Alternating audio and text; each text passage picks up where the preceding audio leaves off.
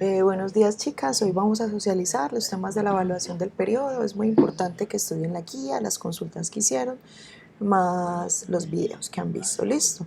Vamos a hablar entonces de lo que ya veníamos hablando en el periodo pasado sobre la historia del arte, ¿vale? Habíamos hablado entonces de cómo empezó el mundo, cómo los hombres vivieron en el Paleolítico superior, perdón, Paleolítico inferior, medio y superior, y hasta ahí llegamos con el arte rupestre y las Venus prehistóricas. Para esto entonces voy a volver a hacer la línea del tiempo y ya vamos revisando, listo. Entonces veníamos en que íbamos entonces en el Paleolítico superior y después del Paleolítico superior sigue un periodo que llamamos el Mesolítico. Uy, perdón, un segundito, chicas, lo escribo acá. El Mesolítico, esto es para que sepan en dónde va ubicadito en la línea del tiempo, porque es importante la ubicación. El Mesolítico es un periodo intermedio entre las edades de piedra, listo. Meso, intermedio, lítico, recuerden que tiene que ver con piedra. Y el último periodo de la prehistoria es el neolítico, que neo significa nuevo o pulido, y lítico, piedra. Entonces, neolítico, periodo nuevo de la piedra, o piedra nueva, piedra pulida. Entonces, con eso tendríamos como la visión general de nuestra línea del tiempo para que tomen nota en su bitácora. Esto está un poquito descentrado.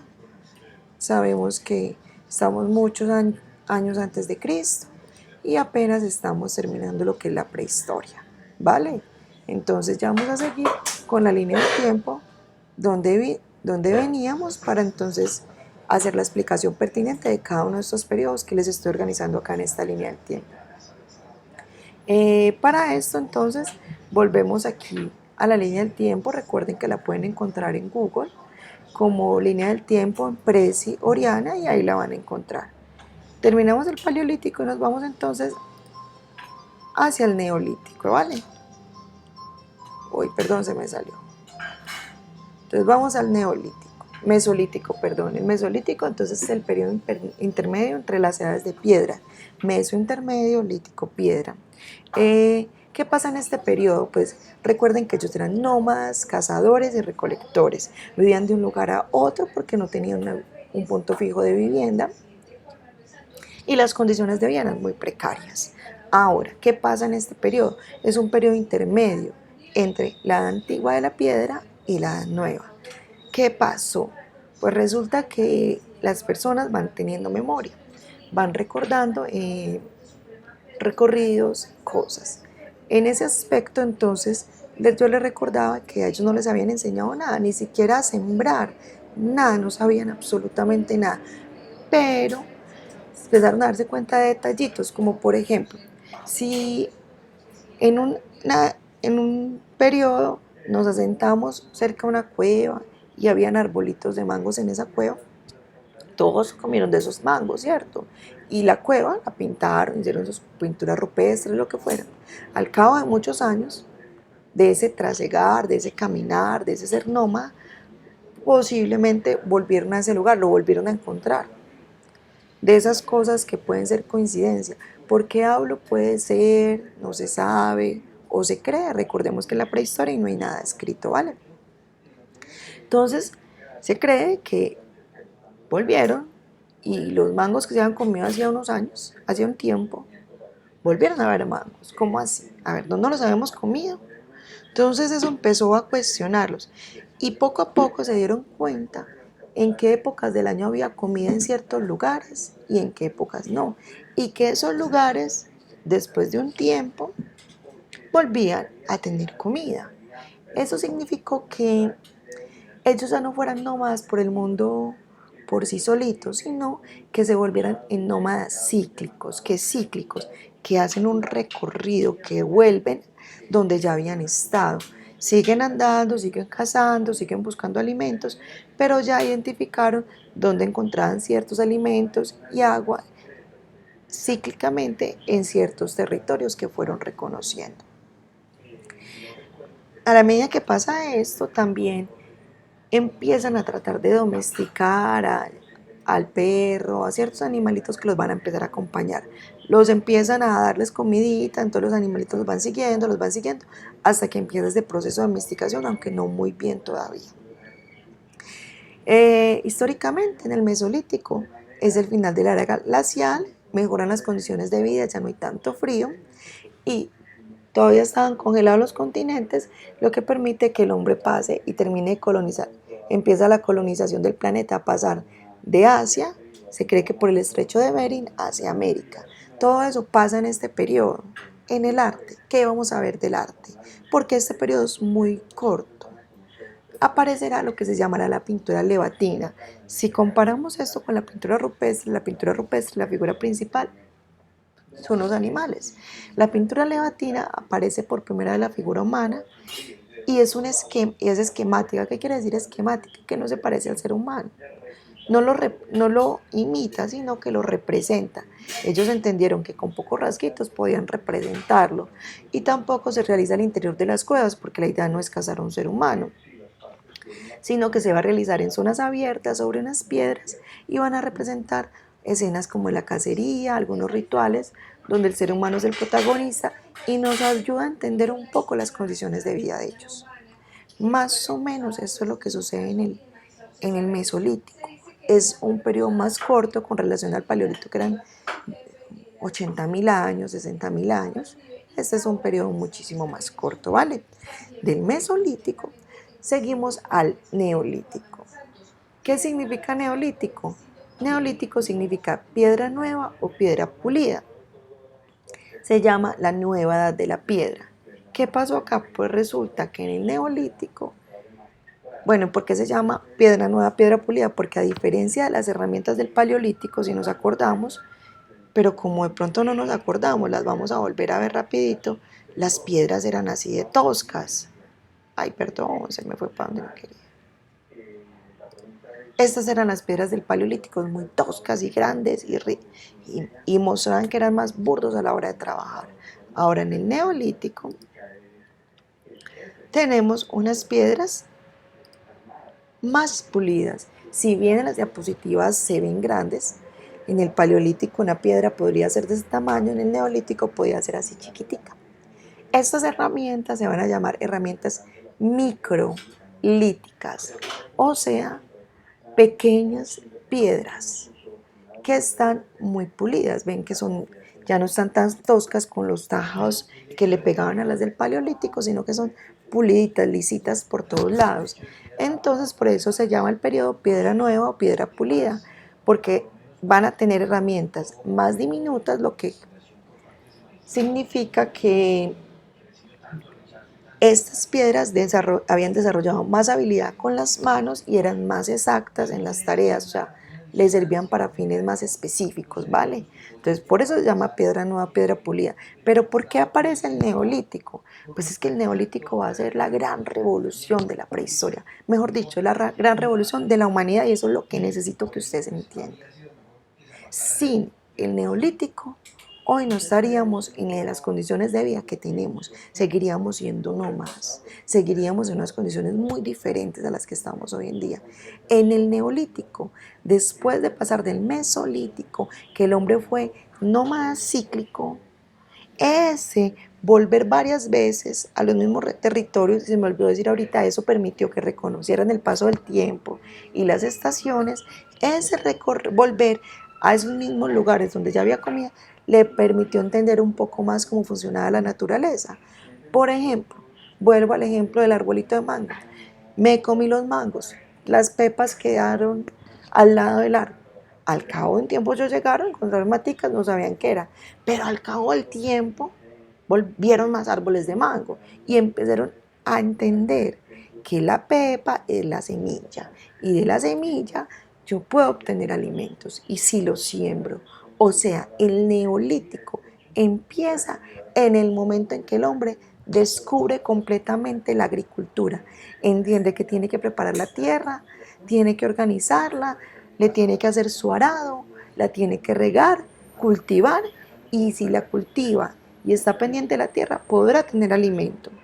Entonces, el Neolítico arranca con la invención de la agricultura, que es la mayor revolución de todos los tiempos. Sin la agricultura, el hombre seguiría siendo nómada. Además de la agricultura, también aparece la domesticación de animales. Entonces, empezaron cebando, digamos, las vacas. Entonces les ponían alimentos en un lugar abierto. Ellas iban y empezaron a reconocer las vaquitas que allá siempre había alimento. Y de a poquitos fueron construyéndoles cerquitas abiertas y ellas van ingresando hasta que un día a otro se acostumbran a estar ahí, acostúmbranse a las cercas y ya el hombre las encierra y puede vivir y alimentarse de ellas. Entonces ya tiene la vaca, el cerdo, ya tiene su propio alimento, por lo tanto no tiene que ir a cazar, no tiene que irlo a buscar en ninguna otra parte. Entonces, a partir del neolítico, el hombre pasa de ser nómada a ser sedentario. ¿Qué es sedentario? Que se establece en un sitio fijo de vivienda y se estabiliza. Eso cambia completamente las condiciones de vida del hombre, las mejora. ¿Por qué? Porque al ser sedentario le da tiempo, no tiene que estar huyendo de depredadores.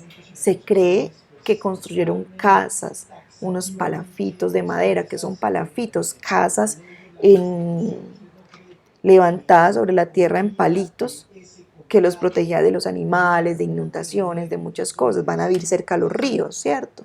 ¿Por qué cerca al río? Porque también necesitan el agua, ¿vale? Entonces, eso les va a mejorar las condiciones de vida. ¿Por qué digo que se cree que tuvieron casas que eran en madera o en chozas, etcétera? Porque de esto no queda ninguna evidencia.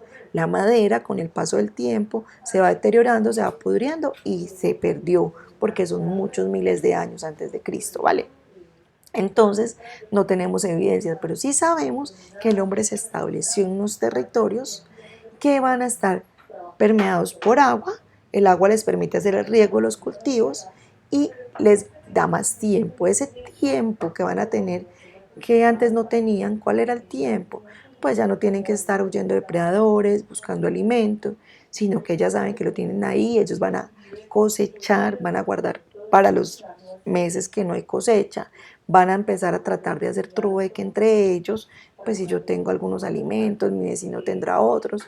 Generan comunidades que se colaboran entre ellas, pero igual va a quedar mucho tiempo, las noches, las tardes, después de que yo ya regué el campo, lo haré, hice el arado respectivo, ya tengo tiempo. Y eso les permitió usar ese tiempo en la observación del mundo y fuera de eso, a hacer muchos descubrimientos. El neolítico es la mayor revolución industrial de la historia del hombre. Es la primera revolución industrial y la más importante. Sin el neolítico, chicas, no estaríamos donde estamos. Espero que eso quede muy claro. Vamos a tener muchos descubrimientos. El que ustedes me pusieron en la guía, en la que me consultaron, no es. Algunas lo mejoraron, hicieron mejor la consulta. Hay que tener muy claro de dónde consultamos. Muchos me dicen que inventaron la rueda, pero no. El hombre no inventó la rueda en el neolítico. La rueda como un elemento que ayude a hacer carros y transportar cosas. No. Ellos utilizaron una especie de piedra redonda que hacían girar para poder hacer cerámica, que ahorita vamos a hablar de eso, que se llamará la piedra del alfarero o la rueda del alfarero. Pero no inventaron la rueda como el elemento que permite transportarse, ¿vale? En el arte, muy importante, el hombre inventa la línea. ¿Cómo así que la inventa? Sí, chicas, la línea no existía, el hombre, la línea no existe, eso lo hablamos en algún momento, principio de año, cuando hablamos de los elementos básicos y visuales. El hombre representaba a los animales tal cual los veíamos en el Paleolítico, ¿vale? En el Paleolítico vemos la pintura rupestre y son animales completos, pero en el Neolítico el hombre se da cuenta que puede simplificar. Pongo el mismo ejemplo que les puse a principios de años. Yo tengo mi mano, la pongo sobre una hoja de papel y trazo con un lápiz una línea que la dibuje. La línea queda en el papel, pero yo la línea no la tengo en mi mano. La línea es un invento del ser humano que le permite representar el mundo y comunicarse.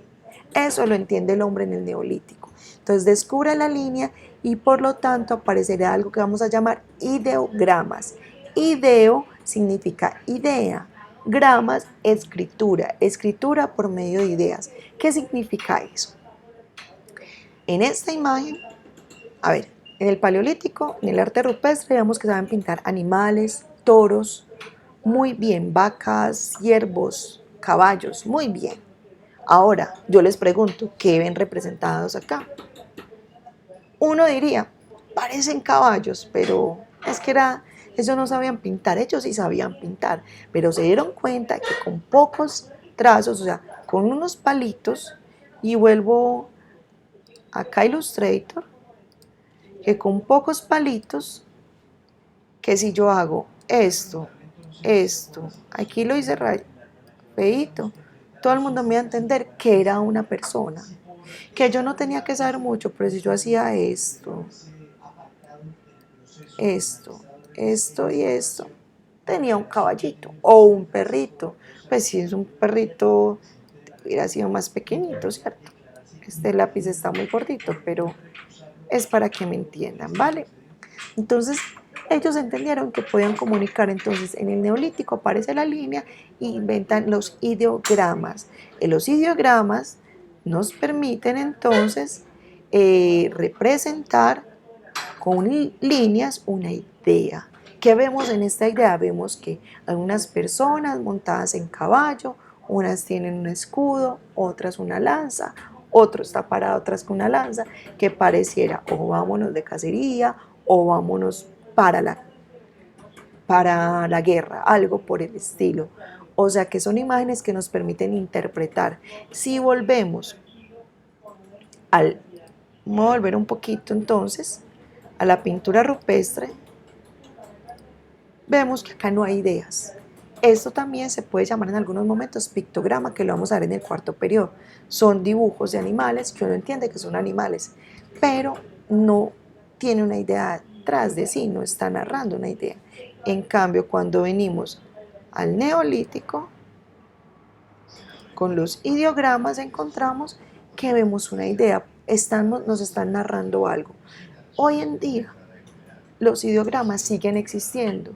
Escribieron los indígenas en América Latina, los escriben los japoneses, los chinos escriben por medio de ideogramas. Ustedes saben que las rayitas que ellos hacen representan ideas, no palabras. Por lo tanto, si ustedes se quiere hacer más grande un tatuaje en japonés de su nombre y le dice a alguien que le tatúe que tales símbolos significan la letra O, la R, la I, la A, la N, la A para escribir Oriana, ellos se lo tatúan, pero cuando usted vaya a Japón nadie va a entender eso que existe, ahí no dice Oriana, porque cada imagen japonesa o china tiene un significado, tiene una idea de fondo, significa más que una letra, más que una palabra.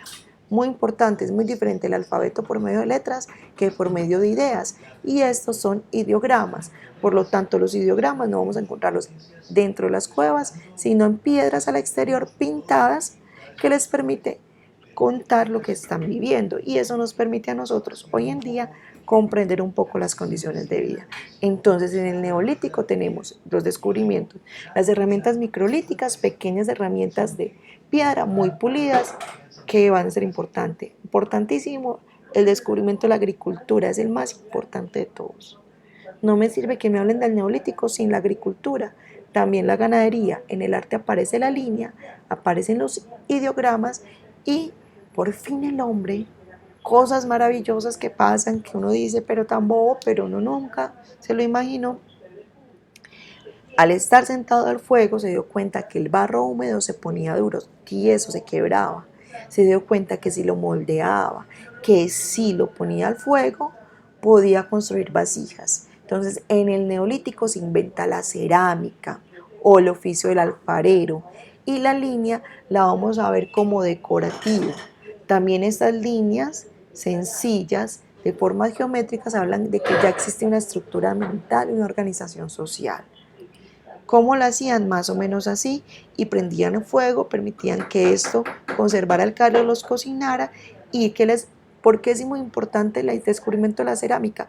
Pues Dios mío, pueden contener los líquidos, entonces pueden ordeñar la vaca y guardar la leche, pueden traer el agua del río y tenerla en la casa para el consumo, para darle a los animales, para regar los cultivos, o incluso para almacenar alimentos. Entonces el hombre inventa también la cerámica. Lo que les decía, que el tiempo libre que les dio el ser sedentarios les ayudó a mejorar las condiciones de vida enormemente. También el hombre inventa la cestería.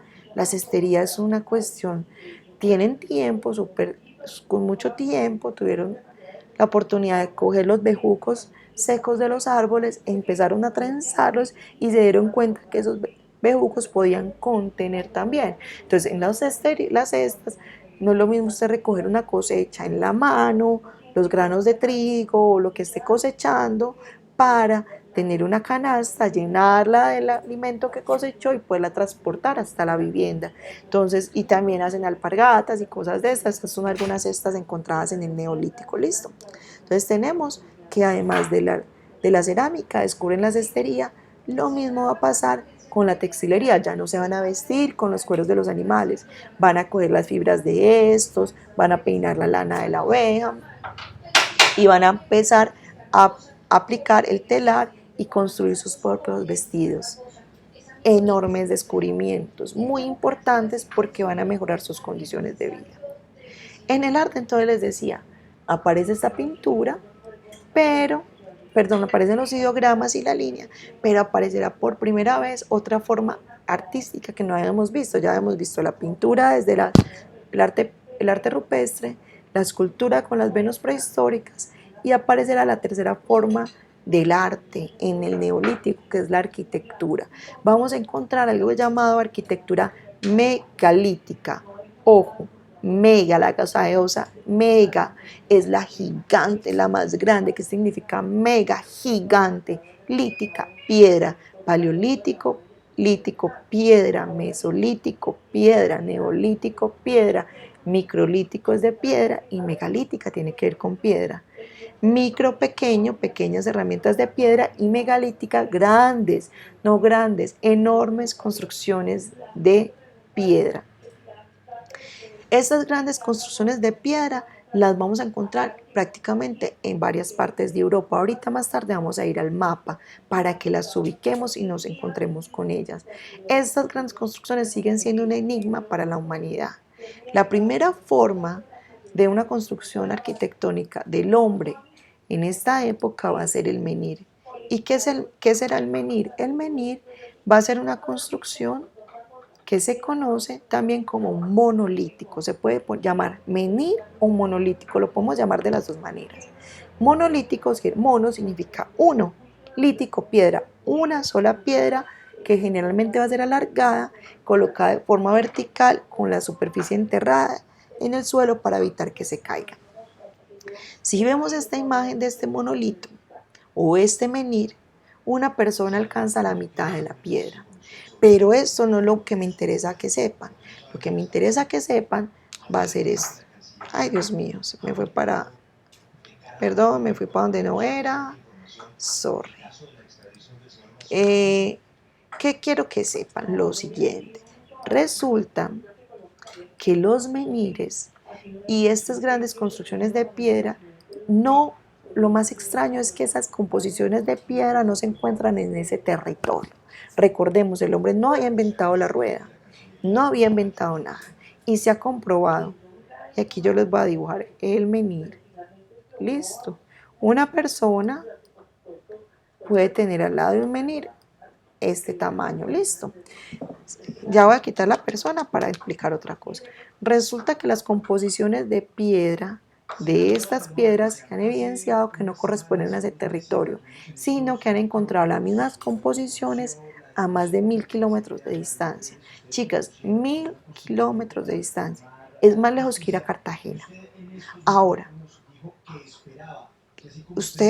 yo les estoy contando que entonces ellos no cogieron una piedra que encontraron y la levantaron, sino que la trajeron cargada desde Cartagena hasta Medellín, por decir algo. ¿Por qué hicieron eso y cómo lo hicieron? Lo primero que les quiero contar es de lo que ya se sabe, y es lo siguiente. Había una gran cantera de donde van a sacar las piedras. Pongamos que es esto, listo. De ahí, entonces, ¿cómo lograron sacar piedras de ahí? Primero, es la primer enigma. Se han evidenciado perforaciones a lo largo de esto. Entonces, las personas iban hasta allá del Neolítico y hacían perforaciones sobre la piedra. Esas perforaciones, o sea, digamos que este es el huequito, las llenaban con barro y con palos de madera. ¿Listo? Cuando el barro se pone duro, se seca, molecularmente hace esto. ¡Pam! Las moléculas se expanden. Eso se sabe desde la física, desde muchos conceptos. Por eso la cerámica a veces se quiebra en un horno, porque el barro se expande, si no tiene buen espacio para respirar. Entonces, ellos al llenar esto con ese barro y con esos palos de madera, hicieron, cuando se secaba el barro que estaba muy pegado, no tenía para dónde, entonces va a ser clac. Y si el otro huequito también es clac, y el otro clac, clac, clac, clac. Hace como si esto fuera una hoja de huequitos, o sea que esta parte de la piedra se caía, la sacaban. Así se han hecho experimentos y se cree que la sacaban. Entonces de esta manera ya habían extraído por aparte el pedazo de piedra. Ahora, ¿cómo lo transportaron? Pues voy a quitar esto otro que les dibujé acá y les voy a ilustrar más o menos. Digamos que la piedra quedó así acostadita. Se cree que con troncos de madera sobre el piso y con cuerdas iban empujando esto. Cuando, digamos que lo llevan para allá, cuando esto giraba, había alguien atrás siempre poniendo otro polito de madera, perdón, iba poniendo siempre adelante otro palito redondo de madera para que él tuviera donde ponerse. Se tomaron un trabajo muy duro para llevarlo hasta allá, 1000 kilómetros de distancia. Ahora, ¿cómo la levantaron? Entonces, también se cree, se han hecho experimentos, que la piedra está sobre el piso y para levantarlo, entonces ellos empezaron a hacer huequitos. Un huequito más grande, y mientras iban haciendo el huequito más grande, la piedra se iba volteando, ¿sí? Y vuelvo y borro todo hasta que acá se genera un morrito más grande y lograron que esta piedra quedara acá levantada, enterrada. Listo, así la levantaron. Pero otra vez otra pregunta, y es que hay muchas preguntas de esta época, porque recordemos que no hay nada escrito. ¿Por qué se tomaron el trabajo de cargar esa piedra 1000 kilómetros, empujarla y pararla en un lugar? Resulta que han encontrado al interior de la parte que está enterrada personas enterradas. Han encontrado personas con sus pertenencias más preciadas, con telares, con armas, con vasijas de barro. Por lo tanto, los científicos han dicho que esto parece ser un cementerio, que es como una lápida donde ahí se enterraba un muerto. ¿Ustedes creen que podrían tomarse el trabajo para enterrar a todas las personas, de cargar esas piedras de tan lejos para ponerlas hasta ahí? Yo creo que no, porque si lo hacemos con todas las personas, así sea una comunidad pequeña, es una tarea muy ardua, muy difícil. Por lo tanto, se cree, recordemos que en la prehistoria no hay nada escrito y por eso siempre digo se cree, que lo hicieron fue para enterrar a personas importantes, a sabios, a maestros, a jefes de la comunidad, no todo el mundo, porque el trabajo era muy difícil. Además de encontrar estos menires en Europa, solitos en algunas partes del país, también los vamos a encontrar juntos. Y juntos los vamos a encontrar así. Hay un lugar en Francia que se llama Carnac y encontramos todos estos menires, se llaman las alineaciones de Carnac y es más de 1 kilómetro de puros menires. Según mi profesor de historia, Carlos Arturo Fernández de la Universidad de Antioquia, él dice lo siguiente: apareció por primera vez en la historia la ciudad y no la ciudad donde vivían los vivos, sino la ciudad de los muertos, o sea, un cementerio. Estos grandes menires son cementerios de personas, de tribus que consideran importantes o comunidades que consideraban que eran importantes. Espero que les quede claro. La segunda construcción neolítica, megalítica, se llamará un dolmen, que es como una especie de casita. Tiene una tajada de piedra en la parte superior.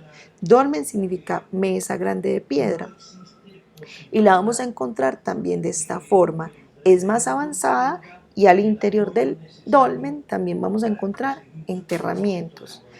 Dólmenes, menires encontramos en todas partes del mundo. Los más antiguos son los europeos, pero en América, en Colombia encontramos de las mismas construcciones, por ejemplo en San Agustín y Tierra Adentro, en Colombia en el Huila, por si quieren buscar y tienen la curiosidad de mirar en internet. Incluso son más bonitos porque todos estos en América están tallados con figuras de animales. En Europa fueron los primeros hombres, son más sencillos, pero no significa que no tuvieran ese significado ni que fueran tan importantes. Entonces la segunda construcción es el dolmen y la tercera y más extraña se llama un cromlech, que es formado, es una construcción megalítica formado de piedras y menires introducidos en el cielo que adoptan la forma circular o elíptica, o sea, es una bolita o una elipse. Ese es el más extraño de todos. Muchos de ustedes los han visto en muchas partes. Aquí no hay enterramientos. Entonces, ¿qué son? En muchas películas como Valiente parecen como lugares sagrados. Entonces, ¿qué es lo que sabemos? Esta es la construcción de un cromlech. Y esta imagen es la que me interesa. No sé si ven al fondo arriba dos menires con una rayita blanca. Resulta que hemos comprobado lo que sabemos de esto. Hay muchas teorías. Primero, se cree que era un lugar sagrado. Se cree que era un observatorio de estrellas. Se cree que es un calendario solar o lunar. Ya se ha comprobado científicamente que está alineado con el movimiento de la Tierra y los planetas. ¿Por qué? Porque entre esas dos piedritas de allá arriba, esos dos menires, entra un rayito de sol e ilumina en la parte central. Lo que pasa es que no les puedo mostrar directa. La parte central del cromlech, un monolito, un menir. Eso solamente sucede una vez al año. ¿Qué vez al año sucede eso? Eso sucede el día del solsticio de verano, que es el 21 de junio. El 21 de junio es el día más largo del año. En ese día, el último rayito del sol entra entre esas piedras e ilumina la parte central. Y ese día es maravilloso. ¿Y por qué es tan enigmático? ¿Y por qué sigue siendo enigmático? Porque la gente cree que son lugares sagrados. Es tan increíble que los hombres del Neolítico hayan construido esto, hayan cargado, que hay muchas teorías. Teorías como el lugar de brujas o de brujos, o que son antiguas tribus de magos, que son los druidas, que tenían remedios sagrados. También se cree lugares mágicos, se creen que es para observar los planetas, pero también se cree que lo hicieron los extraterrestres. Si ustedes ven alienígenas ancestrales o megaconstrucciones en Discovery y History Channel, nos van a decir un montón de cosas. Como es la prehistoria y no hay nada escrito, no se sabe. En todo caso, son lugares muy enigmáticos que han generado muchas dudas para el hombre y seguirán siendo un gran enigma para la humanidad. ¿Por qué? Porque no hay nada escrito. En todo caso, el cromlech más importante, el que no tenemos que olvidar jamás, queda en Inglaterra y se llama Stonehenge. Ahorita lo vamos a ver. Entonces, hablamos de dos lugares importantes. Al norte de Francia vamos a encontrar las alineaciones de Karnak, que ya les conté, para que me la ubiquen en Francia. Vuelvo y me alejo del mapa. Y al norte de Francia encontramos a Inglaterra, el Reino Unido. Y en Inglaterra vamos a encontrar el cromlech más grande, que se llama Stonehenge. Stone es piedra, henge es una palabra inglesa que indica que es de forma circular. Este tiene más de 20 metros de diámetro y es el más visitado de todos. Es el monumento megalítico más visitado por turistas por todo el mundo. Está al lado de una gran autopista en Inglaterra, y el día del solsticio de verano, hoy en día, este año no creo, que no por la pandemia, pero hoy en día, el 21 de junio de cada año, eso es un carnaval, allá es una locura, porque aparece gente que quieren que se la lleven los extraterrestres, que porque allá llegan los extraterrestres. Llega gente a hacer rituales mágicos y a hacer curaciones, gente que quiere hacer pócimas, que se creen magos, otros arqueólogos para mirar, para entender el movimiento de los planetas, las nubes, etcétera. Es un lugar mágico, increíble, y como les decía, las construcciones megalíticas son las más enigmáticas de todas y son las primeras construcciones que el hombre realiza. Muy importante, otra cosita que no les había contado, porque esto es lo que necesito que lo tengamos. Me voy a volver a salir de acá. Voy a poner pequeñita un segundo. Ahora, entonces, lo maravilloso de estas construcciones que tenemos, un menhir que es una sola piedrita, listo. El dolmen, es muy importante que tengamos este concepto. Son varias piedras levantadas de forma vertical y una tajada de piedra en forma de casita.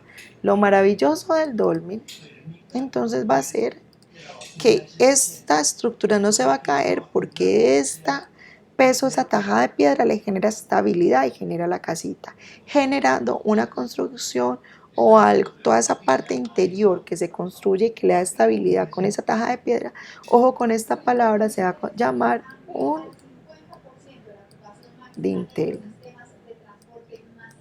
Entonces genera un dintel y más adelante otras civilizaciones van a partir de la estructura del dolmen para hacer otras construcciones. Mis chicas, esto es el tema de la evaluación, está en la guía, en sus consultas, en los videos. Espero que les quede claro, que hayan entendido, que les haya podido solucionar dudas. En todo caso, que les vaya muy bien, o el día de la evaluación nos vamos a encontrar y resolvemos algún par de dudas, ¿les parece? Las quiero mucho, que tengan un feliz día y espero que hayan entendido. Chao.